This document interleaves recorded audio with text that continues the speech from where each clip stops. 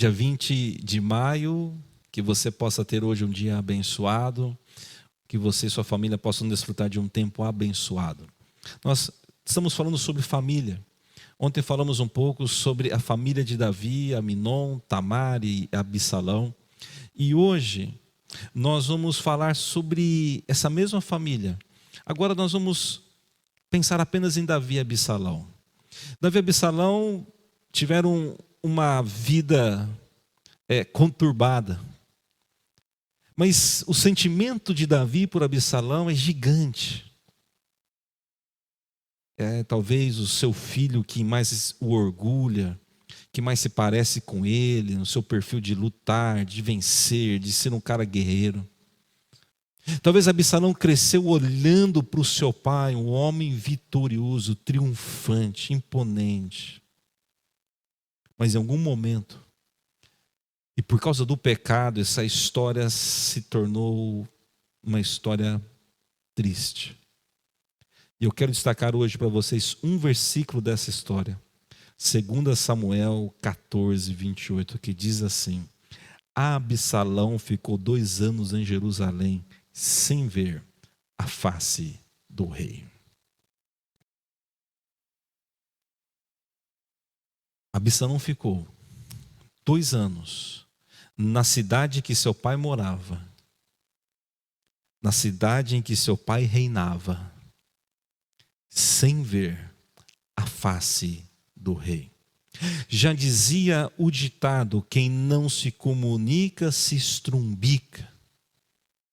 E a família de Davi viveu uma intensa crise motivada pela falta de comunicação. O assunto de hoje é comunicação. Davi, magoado com Absalão, pois este havia tramado um assassinato do seu irmão Aminon, que por sua vez tramou e cometeu um crime de violência sexual contra a sua irmã. Passaram-se os anos e não existe o relato de uma conversa entre pai e filhos em nenhum momento. Em nenhum momento Davi conversou com Absalão, em nenhum momento Davi conversou com Aminon, em nenhum momento Davi conversou com Tamar. Não existe o relato dessa história. O final será a revolta de Absalão, a sua morte, motivo de choro e comoção de Davi. Mas a revolta, ela tem um terreno fértil no ambiente onde não existe diálogo. É comum em famílias onde a comunicação é travada, o ambiente onde cresce e prospera a revolta. A esposa que não tem espaço para conversar com seu marido em casa, o filho que nunca é ouvido, o pai que não se interessa pela vida do filho, o filho que não se importa com os negócios do pai, a mulher que não respeita o silêncio, o sofrimento do marido. É um ambiente onde a revolta cresce. A comunicação é importante, é tão importante que Deus é um extraordinário comunicador. Deus, no afã de se comunicar com a sua criatura, Deus, no desejo de mostrar a nós quem Ele é, Ele fez de tudo. E vou separar para vocês o Salmo 19. Os céus proclamam a glória de Deus. Eu posso dizer o seguinte, que os céus comunicam a glória de Deus, e o firmamento comunica as obras de suas mãos. Um dia comunica outro dia, e uma noite revela conhecimento a outra noite. Não há linguagem, não há palavras, e deles não se ouve nenhum som. No entanto, por toda a terra se faz ouvir a sua voz, e as suas palavras chegam até os confins do mundo. Ali ele pôs uma tenda sobre o sol, que é como um noivo que sai dos seus aposentos e se alegra com um herói a penetrar no seu caminho. Não existe uma palavra, nem um som, mas existe comunicação. Comunicação não é somente palavras. Comunicação é a capacidade de sentir, de expressar, de conversar. E então eu vou deixar algumas dicas práticas para vocês. Pais, criem um momento familiar para conversar de forma informal e formal. Criem um momento familiar onde possa acontecer a comunicação de forma informal ou formal.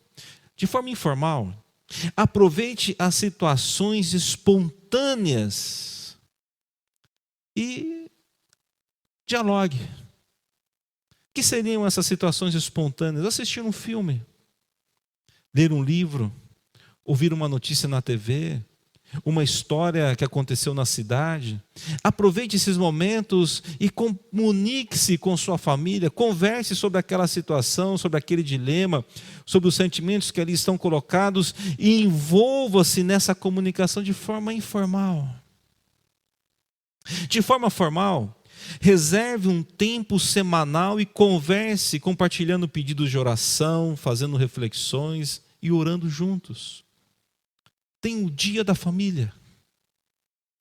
Isso pode ser uma segunda noite, uma terça, uma quarta, uma quinta, uma sexta, um sábado de manhã, à tarde, à noite, domingo pela manhã, ou depois do almoço, não importa, escolha um momento onde a família vai se reunir, onde todos estarão bem acomodados, onde poderá ser um espaço de falar, de como foi sua semana, de quais são seus dilemas, de como são seus medos, de como vocês estão vivendo, momentos em que nós podemos compartilhar histórias do passado, mas que tudo isso se repita, criando um ambiente de comunicação.